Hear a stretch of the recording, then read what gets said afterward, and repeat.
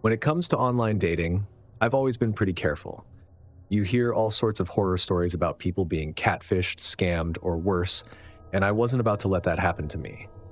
So, when I matched with Luna on a dating app, I made sure to do my due diligence. Her profile seemed legit.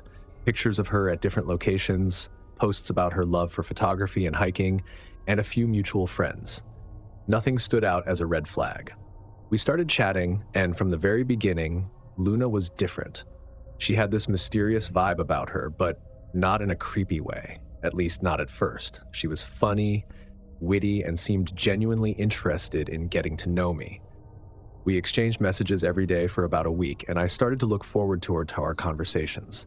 She was quick to reply, always had something interesting to say, and she even sent me a few photos of her latest hikes, each one more stunning than the last. After about a week of chatting, I suggested we meet up. I was excited, but also a bit nervous. Meeting someone from an app always carried a certain level of risk, but Luna seemed so real, so genuine, that I pushed those worries aside. We agreed to meet the following weekend at a cafe near a popular hiking trail. It was a public place, and it seemed like the perfect spot for our first date. But then things started to get weird. A few days before our scheduled date, Luna messaged me with a change of plans. She said she couldn't make it to the cafe because something had come up with her family, but she didn't want to cancel. Instead, she suggested we meet at a different location, an old abandoned house on the outskirts of town. At first, I thought she was joking. Who in their right mind would suggest meeting at an abandoned house for a first date? But when I asked her about it, she assured me that it was a beautiful spot with great views and lots of history. She even sent me a photo of the house, taken at sunset, with the light filtering through the trees in a way that made the place look almost magical. I was hesitant, but Luna was persistent. She told me she'd been there before, that it was one of her favorite spots, and that she'd love to show it to me. Against my better judgment, I agreed. Something about her made me want to trust her, even though every logical part of my brain was screaming that this was a bad idea. The day of our date arrived, and I found myself driving out to the address Luna had given me. The road was long and winding, leading out of town and into the more remote, wooded areas. As I drove, the trees grew thicker, the houses fewer and farther between, until I was completely surrounded by forest. The sun was starting to set, and the further I went, the more I began to doubt my decision. But I had come this far, and I didn't want to back out now. I kept telling myself that Luna was just a quirky, adventurous person, and that this was all part of her charm. Finally, I reached the location. The house stood at the end of a narrow gravel road, hidden away behind a wall of trees. It was old, much older than I had expected, with crumbling stone walls and boarded-up windows. The roof was partially collapsed, and the yard was overgrown with weeds and ivy. It looked like it hadn't been lived in for decades. I parked my car and got out, the crunch of gravel underfoot the only sound in the otherwise eerie silence. I looked around, expecting to see Luna's car or some sign that she was there, but there was nothing. The place was deserted. I pulled out my phone to text her, but there was no service. The screen displayed a single, lonely bar flickering in and out of existence. I started to feel uneasy, the hairs on the back of my neck standing up as I realized how isolated I was. But I had come this far, and I didn't want to chicken out. I walked up to the house, the wooden steps creaking under my weight. The door was slightly ajar, hanging off its hinges, and I hesitated for a moment before pushing it open. The inside of the house was just as dilapidated as the outside. The floorboards were warped and rotten, and the walls were covered in peeling wallpaper and mold. A thick layer of dust coated every surface, and the air was stale and musty, like the place had been sealed up for years. I called out for Luna, but there was no answer. The house was completely silent. My footsteps echoed in the empty rooms as I walked through the house, my heart pounding in my chest. I reached what looked like the living room, a large, open space with a fireplace at one end and a few pieces of broken furniture scattered around. I stood there for a moment, listening to the silence, when I noticed something on the floor near the fireplace. It was a photograph, half buried in the dust. I picked it up, brushing off the dirt, and my heart skipped a beat when I saw what it was. It was a picture of Luna. She was standing in front of the very house I was in, smiling at the camera, the same mysterious smile I had seen in her profile pictures. But there was something off about the photo, something I couldn't quite put my finger on. The colors were faded, the edges worn, and the paper felt old, like it had been sitting there for years. A chill ran down my spine as I realized that the photo couldn't have been taken recently. The house looked exactly the same as it did now, abandoned, crumbling, lifeless. But Luna looked younger, different. It was her, but not her. The hair was the same, the eyes, the smile, but there was something that didn't fit. I stood there, staring at the photo, my mind racing. None of this made any sense. I tried to rationalize it, but deep down, I knew something was very, very wrong. I decided then and there that I needed to leave. This whole thing felt off, like a bad joke that had gone too far. I turned and started to make my way back to the door, but as I did, I heard something, a faint sound like a whisper coming from somewhere deeper in the house. I froze, my heart pounding in my ears. The sound was so soft, so quiet, that I almost thought I had imagined it. But then I heard it again, clearer this time, my name whispered from the shadows. Every instinct I had was screaming at me to get out of that house, to run and never look back. But something about that whisper rooted me to the spot, a morbid curiosity compelling me to find out what it was. I turned slowly, the darkness of the house closing in around me as I strained to hear where the whisper had come from. There it was again, my name whispered softly, almost pleadingly, from somewhere down the hallway. I didn't want to follow it, didn't want to go deeper into that house, but my feet started moving on their own. I walked down the narrow, dimly lit hallway, the floorboards creaking under my weight, the walls seeming to close in around me. The whispering continued, growing louder with each step, and as I rounded a corner, I saw her. Luna was standing at the end of the hallway, her back to me, her long, dark hair cascading down her shoulders. She was wearing the same dress I had seen in her photos, the same one she had described to me in one of our messages. "Luna?" I called out, my voice trembling. She didn't respond. She just stood there, perfectly still, as if she hadn't heard me. I took a step closer, and as I did, the temperature in the hallway seemed to drop, the air growing cold and heavy. "Luna, is that you?" I tried again, but there was no response. Something about the way she was standing, so motionless, so unnaturally still, sent a chill down my spine. I took another step closer, and that's when she finally moved. She turned around slowly, her movements jerky and unnatural, like a marionette being pulled by invisible strings. And when I saw her face, my blood ran cold. It was Luna, but not Luna. Her eyes were hollow, empty, her skin pale and gaunt, as if she hadn't seen sunlight in years. Her lips were twisted into a grotesque smile, and as she opened her mouth to speak, a raspy, echoing voice whispered my name again. I stumbled back, my heart pounding in my chest, fear gripping me like a vice. This wasn't real. This couldn't be real. I had to be dreaming, had to be imagining things. But the fear was real. The cold, the darkness, the whispering, it was all real. "Luna, what's going on?" I asked, my voice barely more than a whisper. She took a step forward, her movements slow and deliberate, her eyes locked on mine. "What are you doing here?" she whispered, her voice barely more than a breath.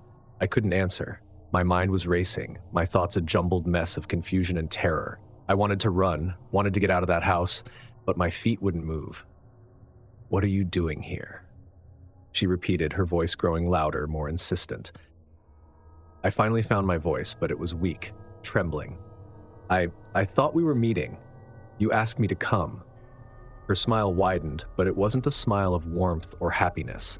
It was cold, cruel, and filled with something dark, something that sent a wave of nausea through me. "I didn't ask you to come here," she whispered, her voice echoing through the hallway, seeming to come from all around me. "You shouldn't have come." I took another step back, my back pressing against the wall, my breath coming in short, panicked gasps. What are you?" I managed to choke out. Her eyes seemed to darken, the shadows around her deepening as she took another step forward. "I'm what you wanted," she whispered, her voice soft and haunting. "I'm what you were looking for." I couldn't take it anymore. The fear, the cold, the darkness, it was all too much. I turned and bolted down the hallway, my footsteps echoing off the walls as I raced for the door. I could hear her behind me, hear the whispering. the cold air rushing past me as I ran. But when I reached the door, it wouldn't open. No matter how hard I pulled, how desperately I tried to force it open, it wouldn't budge. It was as if the house itself was holding me captive. I turned around, my heart pounding in my chest, and saw Luna standing in the doorway at the end of the hallway, her eyes locked on mine, her twisted smile still fixed in place. "You shouldn't have come here," she whispered, her voice echoing in my mind, growing louder and louder until it was all I could hear. I screamed, the sound tearing from my throat, echoing through the empty house. But there was no one to hear me, no one to help. And then everything went dark. When I woke up, I was sitting inside my car. The sun was just starting to rise. For a moment, I didn't know where I was or how I had gotten there. My head was pounding, my body aching as I was trying to piece together what had happened. And then it all came flooding back. The house, the whispering, Luna. Or whatever it was that had been pretending to be Luna. My heart racing as I looked around, expecting to see her, to hear the whispering. But there was nothing. Just the empty, abandoned house and the quiet of the early morning. I didn't waste any time, my hands shaking, desperate to get out of there. I started the engine and sped down the gravel road, not looking back, not daring to slow down until I was miles away. It wasn't until I reached the main road that I finally pulled over, my hands gripping the steering wheel so tightly my knuckles were white. I sat there for a long time, trying to calm my racing heart, trying to make sense of what had happened. I knew I couldn't go to the police. What would I tell them? That I had been catfished by a ghost? That the girl I had been talking to was dead? They would think I was crazy, and maybe I was. But the fear was real. The cold, the darkness, the whispering, it was all real. I deleted the app that same day, blocking Luna's profile and wiping all trace of her from my phone. But no matter how hard I tried, I couldn't erase the memory of her, of that house, of the terror I had felt.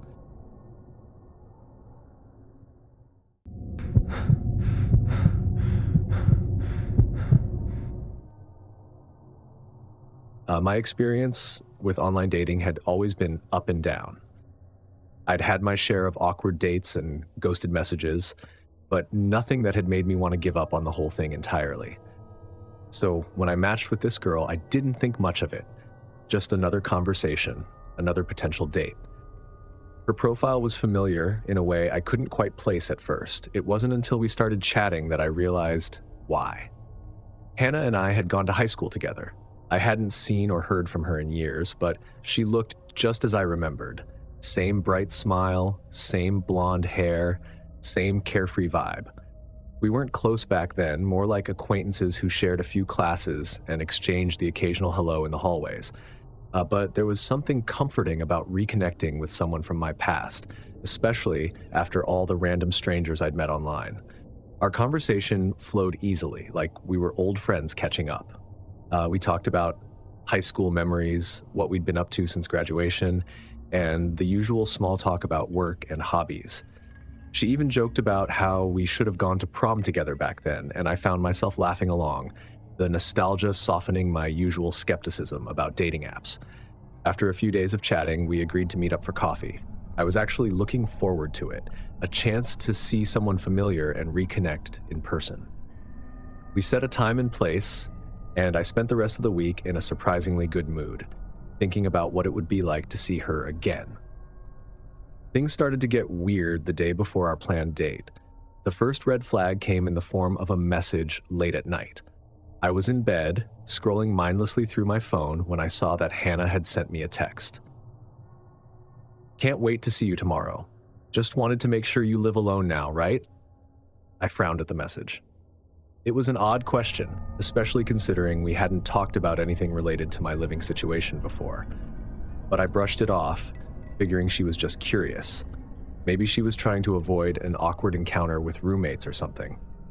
I replied with a simple, "Yeah, I live alone," and left it at that. But as soon as I hit send, I felt a strange unease settle over me. Something about the way she asked the question felt off. I tried to shake it, telling myself I was overthinking things, but the feeling lingered. The next day, things got even stranger. Hannah started sending me more messages, asking increasingly personal questions about my daily routine. when I usually left for work, when I got home, if I had any security cameras, things like that. It was like she was trying to map out my schedule in detail, and it was starting to creep me out. I finally decided to confront her about it, typing out a message asking why she needed to know all this stuff. But before I could send it, I got another message from a different number. "Hey, it's Hannah. Someone's been using my pictures to catfish people. If you've been talking to me on a dating app, it's not really me. Be careful." My stomach dropped. I reread the message, my mind racing. If the real Hannah was warning me about a catfish, then who the hell had I been talking to? And why were they asking all these invasive questions? A cold sense of dread settled over me as I realized that whoever I had been chatting with wasn't just playing a harmless prank. They were trying to get close to me, trying to learn everything they could about me and my life. I immediately blocked the fake Hannah and deleted our chat history, my heart pounding as I tried to wrap my head around what had just happened. I felt stupid for not catching on sooner, for letting my guard down, just because I thought I was reconnecting with someone from my past. But the fear that gnawed at me wasn't just about being tricked. It was the realization that this person, whoever they were, knew where I lived, knew that I was alone, and had been asking questions that suggested they might be planning something far worse than just pretending to be someone they weren't. I decided to stay home that night, canceling the coffee date I had planned with the real Hannah. I told her what had happened, and she was sympathetic, apologizing for the situation, even though it wasn't her fault. She urged me to be careful, to lock my doors and keep an eye out for anything unusual, and that's exactly what I did. But as the night wore on, my anxiety only grew. I spent the evening trying to distract myself, watching TV, playing some video games, anything to keep my mind off the creepy messages and the growing sense of dread that had settled over me. But no matter what I did, I couldn't shake the feeling that something was wrong. The house felt different. Too quiet, too still. Every little noise made me jump. Every shadow seemed to hide something sinister. I kept checking the windows, peering out into the dark street, half expecting to see someone standing there, watching. By the time I decided to call it a night, it was well past midnight. I did a quick check of the house, making sure all the doors and windows were locked before heading to bed. But sleep didn't come easily. I lay there, staring at the ceiling, my mind racing with all the worst-case scenarios. It was sometime in the early hours of the morning when I heard it. A soft, scraping sound coming from somewhere outside my bedroom door. I sat up in bed, my heart pounding in my chest, straining to hear it again. There it was, a faint, almost imperceptible noise, like someone trying to open a door very slowly, very quietly. Panic surged through me as I realized that someone was in the house. I grabbed my phone, my hands shaking as I dialed 911. But just as I was about to press call, the noise stopped. The silence that followed was so complete, so absolute, that it was almost worse than the sound itself. I sat there, holding my breath, waiting for something, anything to happen. And then I heard it again, a soft, almost gentle knock on my bedroom door. I froze, every muscle in my body tensing as I stared at the door, my mind racing. The knock came again, a little louder this time. I didn't know what to do. Part of me wanted to call out to demand who was there, but another part of me was too terrified to make a sound, too afraid that any noise would trigger whatever was on the other side of that door. Instead, I slid out of bed as quietly as I could, my feet barely making a sound on the carpeted floor. I moved to the corner of the room where I kept a baseball bat for protection, a habit I had picked up living in a rough neighborhood during college. The knock came again, this time louder, more forceful, followed by the sound of the doorknob turning. I tightened my grip on the bat, my heart racing as the door slowly creaked open. For a moment, nothing happened. The door was partially open, a sliver of darkness beyond it, but no one entered the room. I could feel my pulse in my throat, every instinct screaming at me to run, to hide, to do something. But I couldn't move. I was frozen in place, my eyes locked on the door. And then a figure stepped into the room. I could barely make out their shape in the darkness. A tall, shadowy silhouette, the outline of a hood pulled low over their face. They stood there for a moment, as if assessing the room before taking a slow, deliberate step forward. I couldn't breathe. The fear was suffocating, paralyzing. I wanted to swing the bat to defend myself, but my arms wouldn't respond. All I could do was watch as the figure moved closer, inching their way into the room, their movements slow and measured. The intruder reached the foot of my bed and stopped, their head turning slightly as if they were looking directly at me.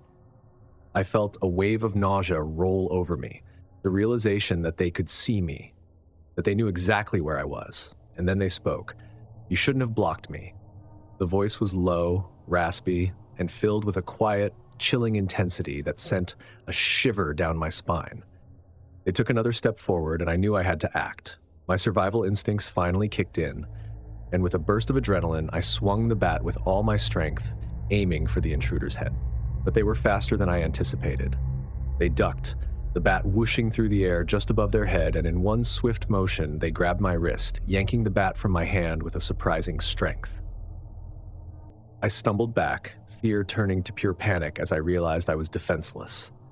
The intruder raised the bat, holding it menacingly, and for a moment I thought this was it, that they were going to kill me right there, in my own bedroom. But then, just as they were about to swing, the sound of sirens pierced the air, growing louder by the second. The intruder hesitated, their grip on the bat tightening as the sirens drew closer. And then, without a word, they turned and bolted out of the room, disappearing into the darkness of the hallway. I didn't wait to see where they went. I grabbed my phone, still connected to the 911 operator, and ran out of the house as fast as I could, not stopping until I was standing in the middle of the street. The police arrived within minutes, their lights flashing. I was shaking, my mind reeling as I tried to explain what had happened, but the words felt jumbled, incoherent. They searched the house, but the intruder was long gone. They found evidence of a break-in. The front door had been jimmied open, the locks damaged, but nothing else was missing, nothing else out of place, except for the fear that had taken root inside me. The days that followed were a blur of police reports, sleepless nights, and a lingering sense of dread that I couldn't shake. The police never caught the intruder, and I never found out who they were or why they had targeted me. But the damage was done. My sense of security was shattered, replaced by a constant gnawing fear that they would come back, that they were still out there, waiting for another chance. I couldn't stay in that house anymore. The memories of that night, the terror I had felt, were too strong, too overwhelming. I packed up and moved out, leaving behind the place I had once called home, hoping that distance would help me forget. But it never really did. Even now in my new place, I still find myself double-checking the locks, peering out the windows at the slightest noise, my heart racing at every unexpected sound. I stopped using dating apps, deleted all my accounts, and tried to put the experience behind me. And I can't help but wonder if they're still out there, still looking for me, still waiting for the right moment to strike again.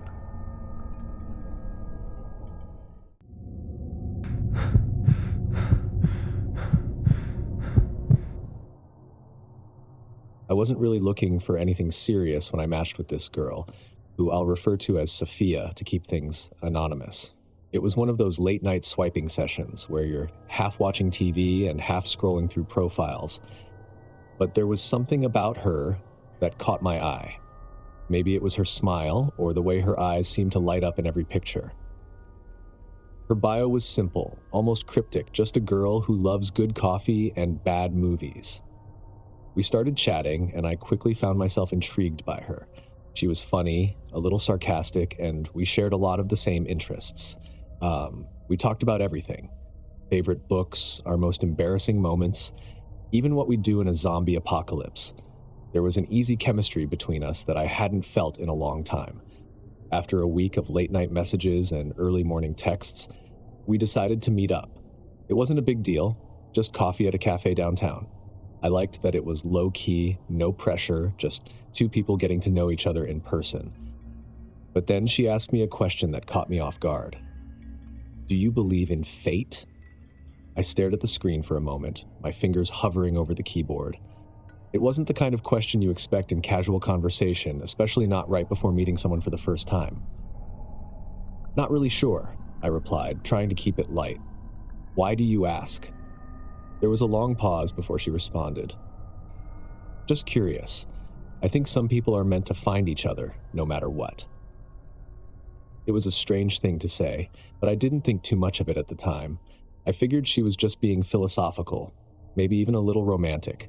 I shrugged it off and went to bed, excited about our date the next day. But looking back, I wish I had paid more attention to that message. The day of our date, I arrived at the cafe a little early. It was a small, cozy place tucked away on a quiet street. Exactly the kind of spot you'd expect someone like Sophia to suggest. I grabbed a table by the window and ordered a coffee, trying to calm the nervous energy buzzing in my chest. I kept checking my phone, half expecting a last-minute cancellation text, but there was nothing. She was supposed to arrive any minute, and I found myself glancing at the door every time someone walked in. After about 10 minutes, the door swung open, and there she was. Sophia looked just like her pictures, maybe even better in person. She had this effortless style, wearing a simple dress with a jean jacket, her hair falling in loose waves around her shoulders. When she spotted me, she smiled, and I felt a rush of relief wash over me. "Sorry I'm late," she said as she sat down. "Parking was a nightmare." "No worries," I replied, smiling back. "I just got here too." We settled into easy conversation, just like we had online. There were no awkward pauses, no strained silences, just two people enjoying each other's company. We talked about everything from work to our favorite movies, and before I knew it, an hour had flown by. At one point, she leaned in, her voice lowering conspiratorially. "So what do you think? Was it fate that brought us together?" I laughed, remembering our conversation from the night before. "Maybe," I said, playing along. "Or maybe it was just the algorithm." She grinned, but there was something in her eyes, something that made me feel like she knew more than she was letting on. It was just a flicker, a brief moment, but it unsettled me. As our date came to an end, we made plans to meet up again. She suggested dinner at a restaurant she knew, and I eagerly agreed. She gave me the address, and we said our goodbyes, both of us leaving with a smile. But as I walked back to my car, I couldn't shake the feeling that something was off. It was just a small, nagging sensation in the back of my mind, but it was there, like a pebble in my shoe that I couldn't ignore. I pushed it aside, telling myself I was just overthinking things. Sophia was great, and I was looking forward to seeing her again, but that uneasy feeling lingered, no matter how hard I tried to brush it off. The day of our second date, I was in a good mood. Work had gone smoothly, and I was looking forward to seeing Sophia again. I left the office a little early, wanting to make sure I had plenty of time to get to the restaurant. The address she had given me was in a part of town I wasn't familiar with, but I didn't think much of it. I figured it was just one of those hidden gems that only locals knew about. But as I drove, the neighborhoods became less and less familiar. The further I went, the more rundown everything became, until I was driving through an area that felt completely abandoned. I checked the GPS again, thinking I must have taken a wrong turn somewhere. But no. The address Sophia had given me was just a few blocks away. I started to feel that same unease from before, stronger now, gnawing at my gut. I thought about turning around, texting her to ask if we could meet somewhere else, but I didn't want to seem paranoid. After all, she had suggested this place. Maybe it was one of those dive bars with great food, the kind you'd never find unless someone told you about it. But when I finally reached the address, my heart sank. The restaurant was nothing but an empty lot. I parked the car and got out, staring at the vacant space in front of me. Weeds had overtaken what must have once been a building, and broken glass littered the ground. There was no sign of a restaurant, no sign of anything. I checked my phone, hoping I had made a mistake, but the address was correct. I tried calling Sophia, but the call went straight to voicemail. I sent her a text asking where she was, but there was no response. I stood there for a few minutes, waiting, hoping she would call back or show up, but the street remained empty, silent except for the distant hum of traffic. The uneasy feeling in my gut was now full-blown anxiety. After about 20 minutes, I decided to leave. Something was seriously wrong, and I wasn't going to stand around waiting to find out what. I got back in my car and drove away, my mind racing with all the possibilities. Maybe she had given me the wrong address by mistake, or maybe it was a prank. But no matter how I tried to rationalize it, none of it made sense. As I drove back into more familiar parts of town, I couldn't shake the feeling that I had been set up. I kept glancing in my rearview mirror, half expecting to see someone following me, but the road behind me was clear. When I got home, I tried calling Sophia again, but it went straight to voicemail, just like before. I sent a few more texts asking if everything was okay, but hours went by with no response. That night, I barely slept. I kept my phone by my side, hoping she would call or text back, but there was nothing. The next morning, I tried calling again, but the line was dead. Her number had been disconnected. I felt a cold wave of dread wash over me as I realized that Sophia had completely vanished. No phone number, no social media, nothing. It was like she had never existed. I spent the next few days trying to track her down. I searched for her on every social media platform, called every number I could find, but there was no trace of her. It was as if she had been erased from existence. That's when I started to dig deeper. I couldn't let it go. The whole situation was gnawing at me, and I needed to find out what had happened to Sophia. I started asking around, talking to people who lived in the area where the restaurant was supposed to be, hoping someone had seen or heard something. Most people just shrugged, telling me they didn't know anything about a restaurant ever being there. But then I found an older man who had lived in the neighborhood for decades. When I mentioned the address, his expression changed, his eyes narrowing with suspicion. "That place?" he said, shaking his head. "That lot's been empty for years. Used to be a building there, but it burned down about 15 years ago. No one's built anything there since." I felt a chill run down my spine. "Do you know what happened?" I asked. The man hesitated, then sighed. "It was a fire. Nobody knows how it started, but a lot of people died. Families, kids. It was a real tragedy. The place has been abandoned ever since. Some say it's cursed." I thanked him and walked away, my mind spinning. A fire? A cursed lot? It sounded like something out of a horror movie, but I couldn't shake the feeling that there was more to it than that. I went home and did some research, digging through old news articles and records. It didn't take long to find what I was looking for. There had indeed been a fire, and it had claimed the lives of several people. One of the victims was a young woman named Sophia. Same name, same description as the girl I had met. The article included a photograph of her, and my heart nearly stopped when I saw it. It was her. The same girl I had met at the cafe, the same girl I had been talking to for weeks. But that was impossible. She had died years ago, long before dating apps even existed. I stared at the screen, my mind reeling. Had I been talking to a ghost? Was that why she had asked me about fate, about whether I believed in destiny? The more I thought about it, the more everything started to make a twisted kind of sense. The strange questions, the empty lot, the way she had vanished without a trace. It was all connected.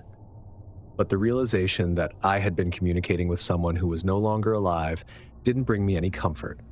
If anything, it only deepened the fear that had been growing inside me. I couldn't sleep that night. Every time I closed my eyes, I saw her face, that smile, those eyes that seemed to look right through me. I kept hearing her voice asking me about fate, about whether we were meant to find each other. The next morning, I deleted the dating app, blocked her number, and tried to put it all behind me. But no matter how hard I tried, I couldn't shake the feeling that she was still out there somewhere, waiting for me. A few weeks went by, and I slowly started to move on. I tried to convince myself that it had all been some kind of bizarre coincidence, that maybe I had imagined the whole thing. But deep down, I knew that wasn't true. Then, one night, I was out with friends, trying to enjoy a few drinks and forget about everything that had happened. I was starting to feel a little more like myself again, the fear slowly fading into the background. But then, as I was leaving the bar, I saw her, Sophia. She was standing across the street, just out of the glow of the streetlights, her eyes fixed on me. For a moment, I thought I was seeing things, that it was just the beers playing tricks on me. But then she smiled, that same smile that had drawn me in the first time I saw her. I froze, my heart pounding in my chest, a cold wave of fear washing over me. I wanted to run, to get as far away from her as possible, but my feet wouldn't move. She started to walk toward me, slowly, deliberately, her gaze never leaving mine. I could feel the blood draining from my face, my body tensing with terror. And then Just as she reached the edge of the light, she stopped. For a long moment, we just stood there, staring at each other, the world around us fading into nothing. There was no sound, no movement, just the two of us locked in that moment, frozen in time. She smiled again, but this time it was different, darker, more sinister.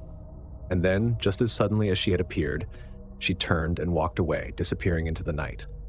I stood there, shaking, my mind reeling. I wanted to chase after her, to demand answers, but I knew I wouldn't find her. I knew she was gone. I haven't seen Sophia since that night, but I know she's still out there. I can feel it. A lingering presence that haunts my every step.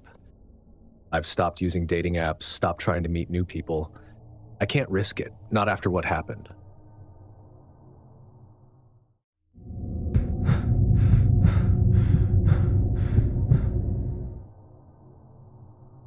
Online dating wasn't really my thing, but after my last relationship ended, I figured, why not give it a shot? Friends kept telling me it was the best way to meet new people, especially in the digital age. So, after some convincing, I downloaded Tinder and set up a profile. It was casual at first, swiping left and right, chatting with a few people here and there. Nothing serious. That is until I matched with Isabella. Isabella seemed nice enough. Her profile was filled with pictures of her at the beach, out with friends, even a few candid shots of her laughing. She looked normal. No red flags, nothing that set off any alarms. Her bio was short, something about loving dogs and being a foodie, which seemed pretty standard. We started chatting, and she came across as fun, a bit quirky, but in a good way. After a few days of messaging back and forth, she suggested we meet up. I was a bit hesitant at first. Meeting someone from the internet in real life can be intimidating, but she was persistent, and eventually I agreed. We decided on a casual coffee date at a cafe downtown. Public place, middle of the day, nothing to worry about. When I arrived at the cafe, I was nervous, but more excited than anything.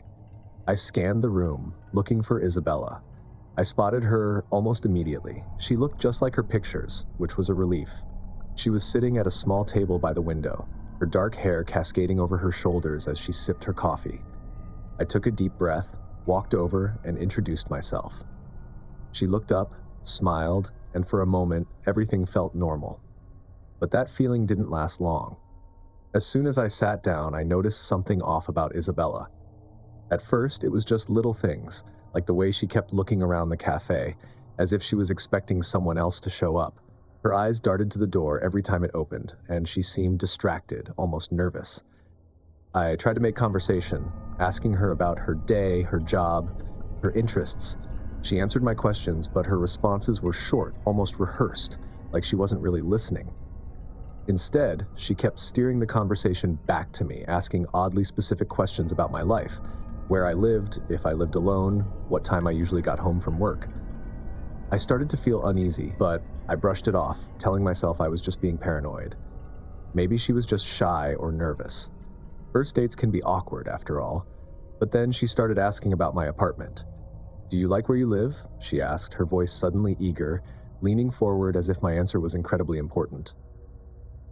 "Yeah, it's nice," I replied, trying to keep my tone casual. "It's nothing fancy, just a small place downtown." She nodded, her eyes lighting up with interest. "Do you have roommates?" I hesitated, not sure why she was so interested in my living situation. "No, I live alone," I said, instantly regretting it. Her smile widened. "That must be nice," she said, her tone almost envious. I forced a smile, trying to hide my discomfort. "Yeah, it's quiet," I replied, before quickly changing the subject. But no matter what I tried to talk about, she kept bringing the conversation back to my apartment, my schedule, even asking if I had any pets. By the time the date was over, I was more than ready to leave. I walked her to her car, made some excuse about needing to get home early, and said goodbye. She seemed disappointed, but she didn't push, just smiled and waved as she drove off. As I watched her car disappear down the street, I felt a wave of relief. The date had been strange, sure, but at least it was over. I told myself it was just a one-time thing, that I wouldn't have to see her again if I didn't want to. But deep down, I couldn't shake the feeling that something wasn't right. The next few days were uneventful. I went about my routine: work, gym, home. I didn't hear from Isabella, and I didn't reach out to her either. I figured it was for the best. The date had been awkward, and I wasn't interested in seeing her again. But then things started happening.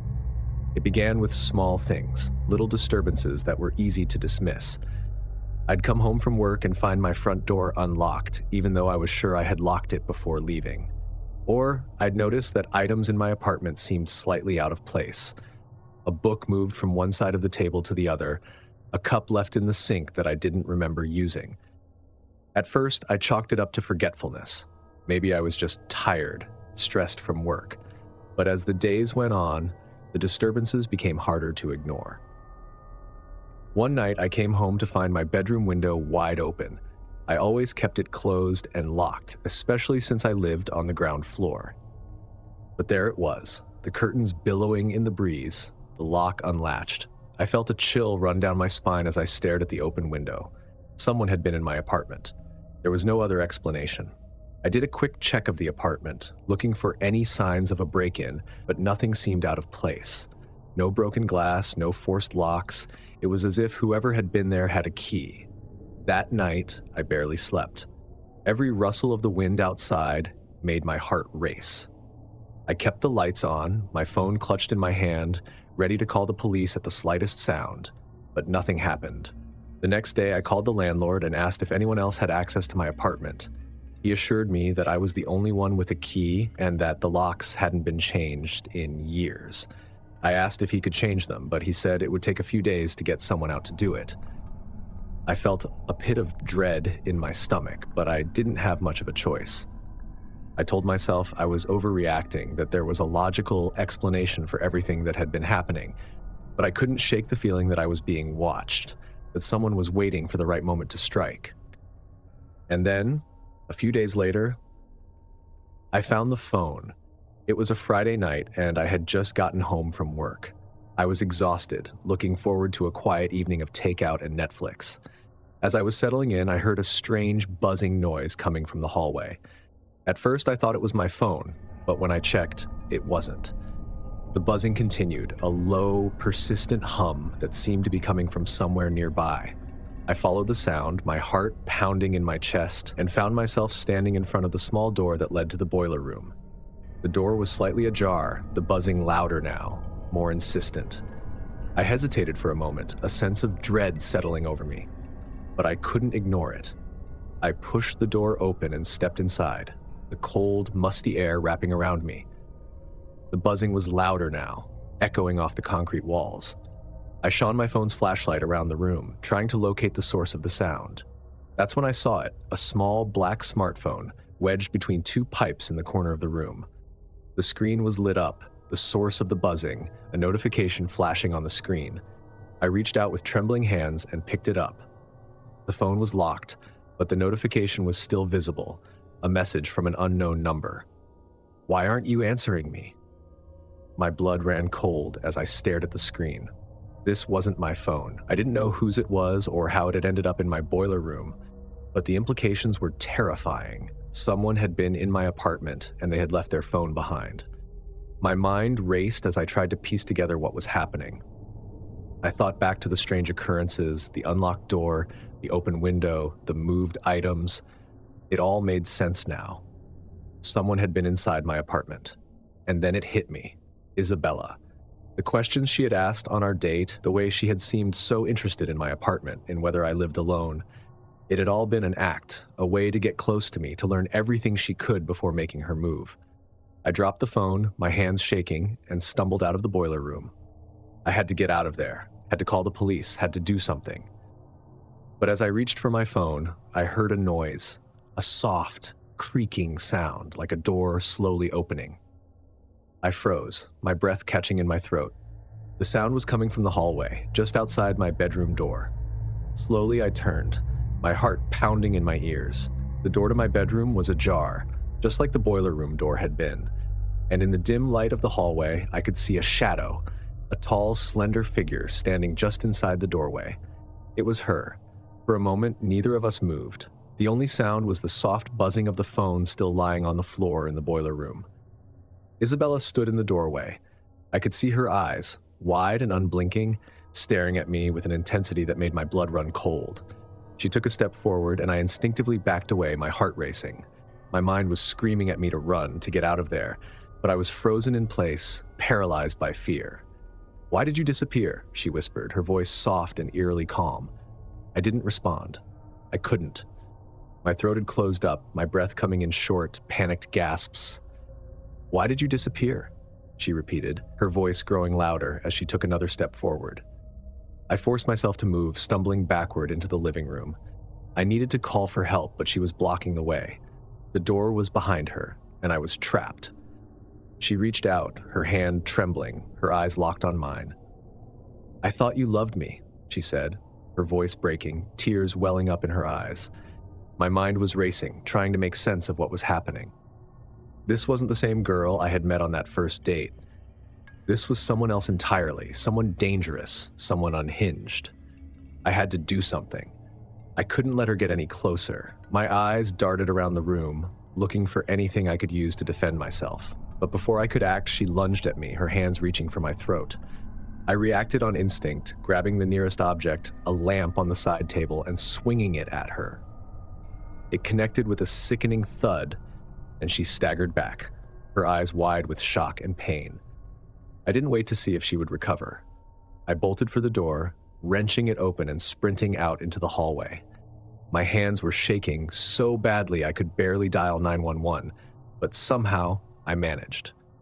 The police arrived within minutes. By the time they got there, Isabella was gone, but they found evidence of her presence. Her phone in the boiler room, fingerprints all over my apartment, and even a small bag she had left behind, filled with personal items. They found her a few hours later, hiding in an alleyway a few blocks from my apartment. She was arrested and charged with stalking, breaking and entering, and assault. It turned out that her real name was Silvana, not Isabella, and she had a history of stalking and mental health issues. The relief I felt when she was taken into custody was overwhelming, but it was tempered by the lingering fear that I hadn't seen the last of her. The police assured me that she would be held accountable, that I was safe, but it didn't feel that way. I moved out of that apartment the next day, breaking my lease and relocating to a different part of the city. I changed my phone number, deleted my dating apps, and did everything I could to put the experience behind me. But the fear never really went away. Every time I heard a creak in my new apartment, every time I noticed something out of place, that cold dread would creep back in, reminding me that I had been watched, that I had been vulnerable. If these stories gave you chills, don't forget to smash that like button and share the scare with your friends. Subscribe to our channel for more bone-chilling tales and hit the notification bell so you never miss a new video. Have your own creepy dating app experience? Drop it in the comments. We want to hear your story. Remember, in the world of online dating, not everything is as it seems. Stay safe out there. See you in the next nightmare.